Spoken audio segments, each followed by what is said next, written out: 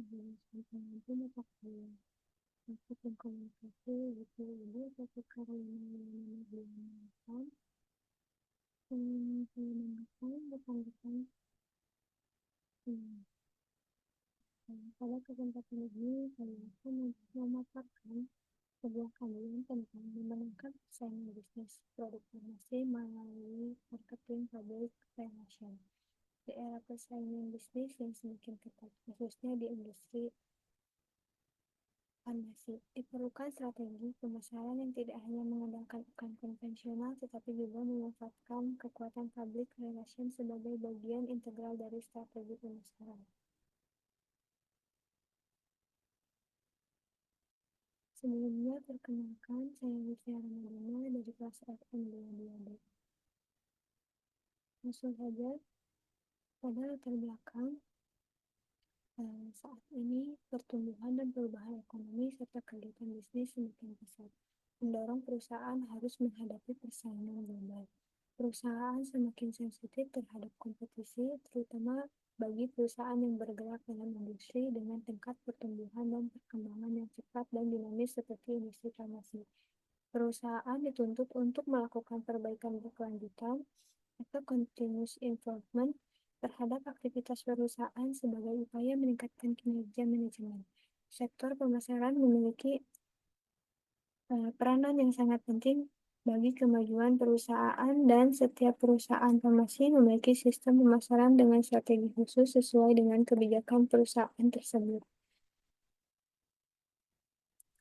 Selanjutnya, fenomena dalam pemasaran. Banyak pengusaha beranggapan bahwa untuk meningkatkan pasar, upaya utama adalah melakukan promosi besar-besaran. Akibatnya, kita setiap hari disuguhi iklan berbagai jenis produk melalui berbagai media massa seperti TV, radio, koran, dan brosur-brosur yang dibagikan di berbagai tempat. Namun, persaingan yang ketat membuat pengusaha menjadi lebih agresif dalam berpromosi dan terkadang mengabaikan pengendalian mutu produk. Agresivitas ini semakin dirasakan mengganggu konsumen dengan adanya pemasaran langsung atau direct marketing atau junk letters. Ditambah lagi, sering terjadi ketidaksesuaian antara janji yang diberikan dengan kondisi barang yang ada, yang menciptakan kejenuhan dan ketidakpercayaan konsumen terhadap promosi. Selanjutnya, perubahan konsep pemasaran. Konsep-konsep pemasaran telah mengalami perubahan yang sangat cepat dan bervariasi, menjadikan tingkat persaingan bisnis semakin ketat. Beberapa faktor yang menyebabkan perubahan ini antara lain meningkatnya tingkat pendidikan dan inteligensia yang membuat konsumen lebih kritis.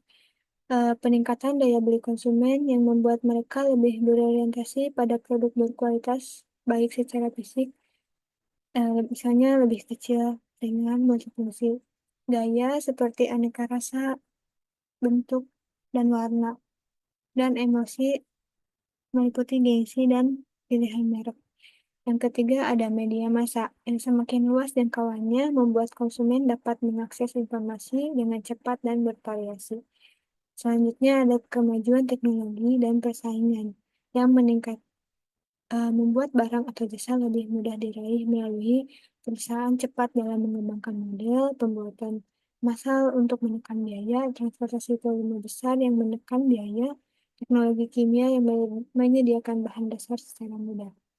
Yang kelima ada perubahan demografi masyarakat yang menciptakan segmentasi besar yang lebih kompleks seperti kelompok konservatif dan konvensional, ibu rumah tangga yang juga menjadi wanita karir, white collar dan blue collar, ultra modern, UVs, movies, graphics, dream, graphics, dan lower price. Yang keenam ada terbentuknya kelompok ultra consumer yang berusaha memiliki barang-barang prestis dengan menabung atau mengubah prioritas penggunaan data. Yang ketujuh, perubahan di lingkungan politik. Dengan adanya kelompok-kelompok pressure seperti Greenpeace, YLKI, LBHI, dan lain-lain, serta regulasi pemerintah yang lebih ketat. Yang delapan, mahalnya biaya media massa yang memaksa pengusaha untuk membuat pertimbangan dalam investasi dan penyediaan anggaran komunikasi, periklanan, dan promosi.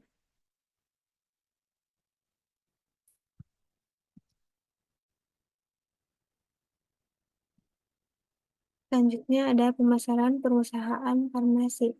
Program pemasaran perusahaan farmasi dikenal dengan program pemasaran bauran promosi yang terdiri dari personal selling, mass selling atau perikanan dan publisitas, promosi penjualan, public relation, dan direct marketing.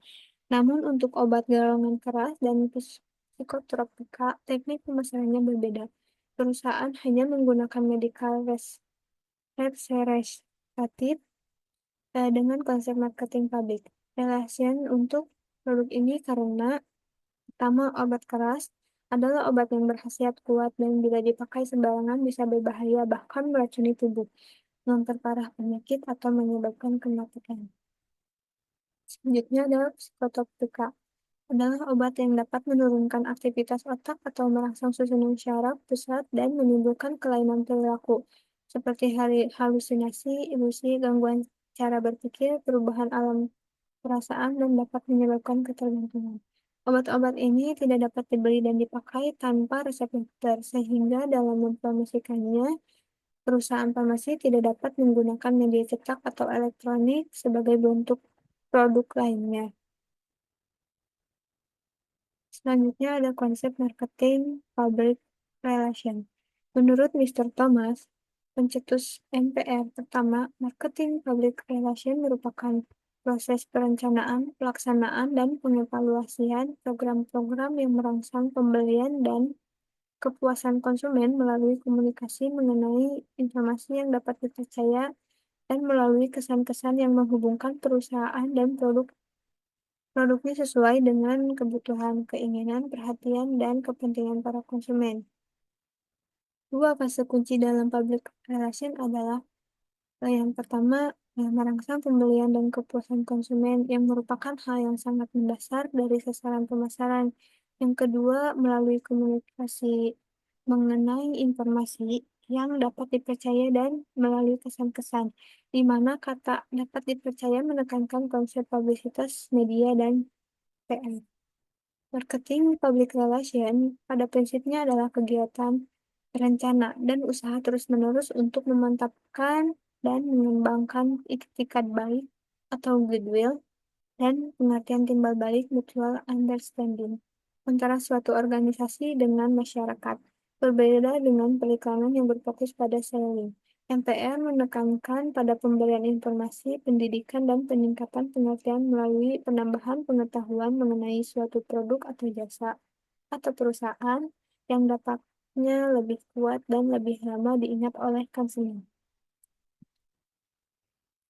Selanjutnya, masalah dan manfaat MPR dalam perusahaan farmasi. Masalah yang dihadapi yang pertama ada relatif sulit untuk dilakukan atau penilaian evaluasi.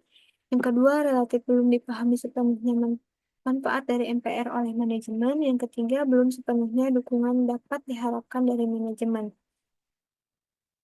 Manfaat MPR bagi perusahaan farmasi yang pertama, membangun posisi perusahaan sebagai pemimpin pasar, membangun kepercayaan dan keyakinan konsumen, meluncurkan kembali dan reposisi produk-produk yang sudah jenuh, mengkomunikasikan kelebihan produk yang sudah lama, melibatkan karyawan dan masyarakat untuk lebih mengenal produk perusahaan. Selanjutnya, peranan marketing public relation perusahaan farmasi. MPR berperan dalam mendukung beberapa kegiatan antara lain. Yang pertama ada menciptakan kepercayaan konsumen, yang kedua memperkenalkan produk baru, yang ketiga mengkomunikasikan manfaat produk, mengembangkan lebih jauh upaya perikanan, menangkal sikap menolak konsumen, menciptakan prakondisi dari perikanan. Menurut Daniel J. Edelman, MPR dapat berperan besar dalam mendukung pemasaran dalam situasi. Yang satu, adanya konsep baru dari produk yang memiliki nilai berita. Yang kedua, perusahaan tidak memiliki biaya untuk beriklan. Yang ketiga, tidak dapat menggunakan media TV karena peraturan, seperti pada produk farmasi tertentu. Yang keempat, dibutuhkan gebrakan untuk produk yang sudah ada di pasar. Yang kelima, iklan kurang berhasil dalam menciptakan pengenalan produk. Yang keenam, produk sukar untuk diterangkan kekuatannya. Selanjutnya ada efektivitas dan efisiensi MPR dan periklanan. Keefektifan program komunikasi marketing akan tercapai bila ada sinergi antara MPR dengan periklanan. Sebab, pada hakikatnya kekuatan MPR merupakan dukungan bagi kegiatan periklanan. Perbedaan antara MPR dan periklanan. Yang pertama ada sifat komunikasi. PR informatif dan edukatif, sedangkan periklanan persuasif. Tujuan PR menciptakan pemahaman dan pengertian terhadap publik. Tujuan periklanan membujuk kelompok sasaran untuk bertindak. Kelompok sasaran PR jangkauan lebih luas dan dimensional, primer dan sekunder. Kelompok sasaran periklanan terbatas pada segmen pasar tertentu. Pendekatan komunikasi PR, informatif dan edukatif dengan kredibilitas tinggi, periklanan persuasif harus menarik dan mengunggah.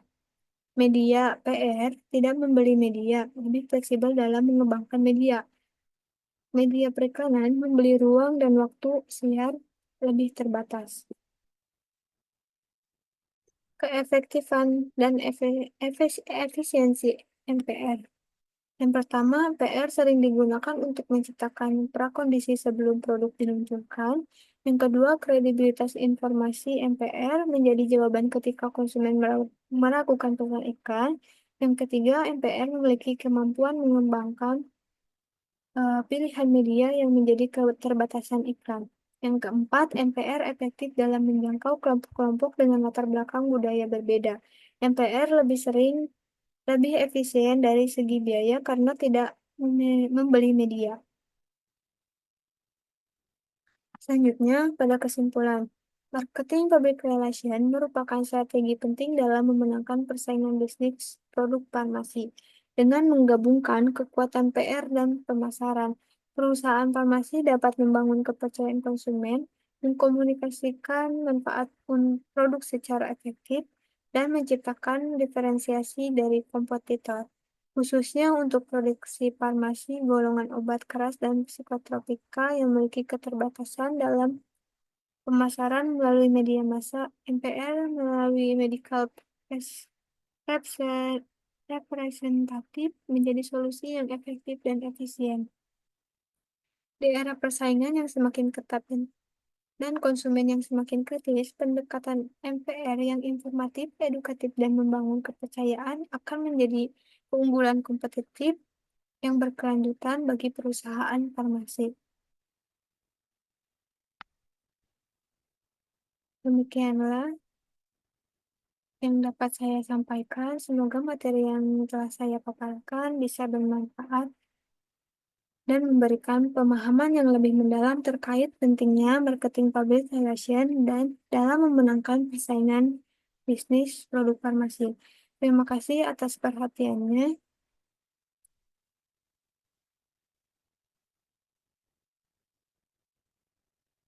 Cukup sekian. Assalamualaikum warahmatullahi wabarakatuh.